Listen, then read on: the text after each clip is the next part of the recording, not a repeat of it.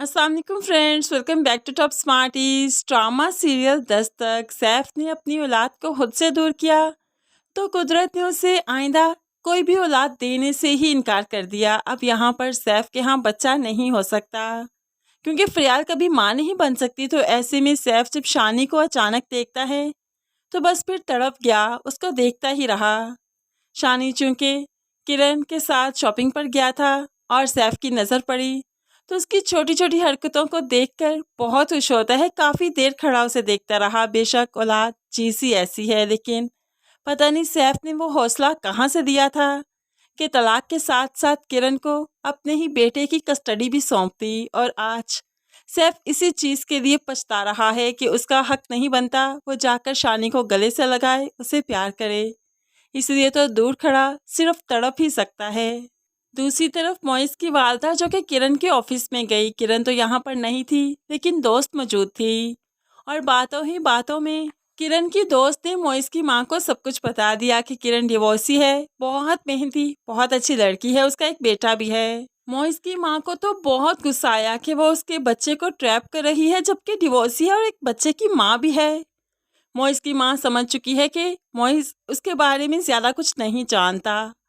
Moist की माँ आकर अपने शोहर को बताती है और अब दोनों मियाँ बीवी फैसला करते हैं कि मोइस को हकीकत बताएंगे। इसलिए तो सुबह सवेरे ही बाप मोइस से कहने लगा, तुमने मंगनी तो तोड़ दी, लेकिन जानते हो कि जिसके लिए तुमने मंगनी तोड़ी उसकी हकीकत क्या है?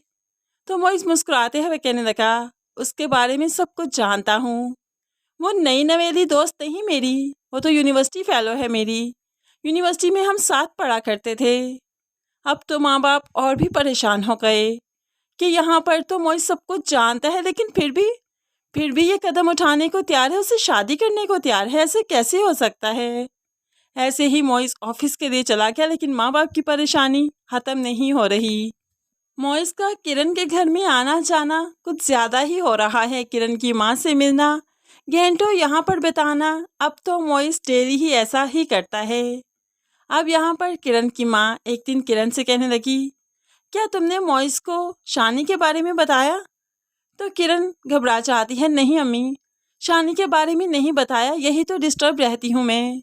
अक्सर कोशिश की उसे बताने की, लेकिन कोई ना कोई बात ऐसी हो जाती है कि मैं बता नहीं पाती, हालांकि मुझे उसे बताना चाहिए। तो माँ भी किरण को समझाती है, तुम एक बार शानी के बारे में बताओ, फिर देखो अगर वो तुम्हें अपनाना चाहता है तो तुम ज़रूर ये शादी करना।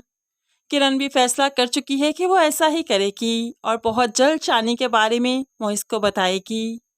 लेकिन उससे पहले ही अब माँ बाप चाहते हैं कि सब कुछ मोइस को बताएं।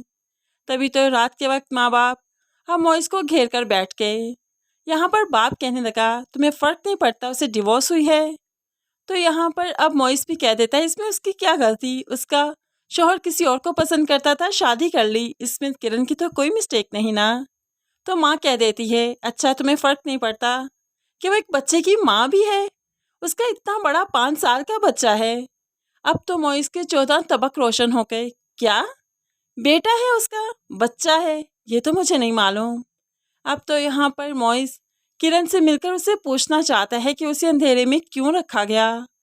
तभी तो वो आज बहुत से शिकवे लेकर किरण के पास चाहता है उसे मिलने के लिए और उसे कहने लगा, जब मैंने तुम्हें प्रपोज किया तुमने मुझे बेटे के बारे में क्यों नहीं बताया?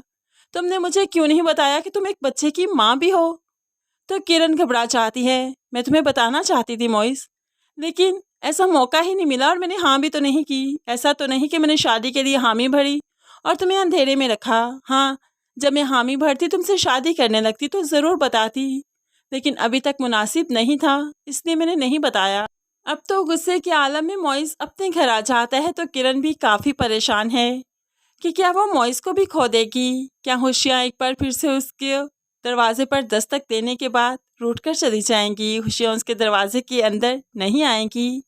अब यहाँ पर किरण भी परेशान है और मोइस भी परेशान है, लेकिन मोइस अब यही फैसला करेगा कि वो शानी को अपनाएगा और किरण को शानी के साथ। और फिर जब मोइस शानी के साथ किरण को अपनाएगा तो किरण तो फिर कभी इनकार कर ही नहीं पाएगी।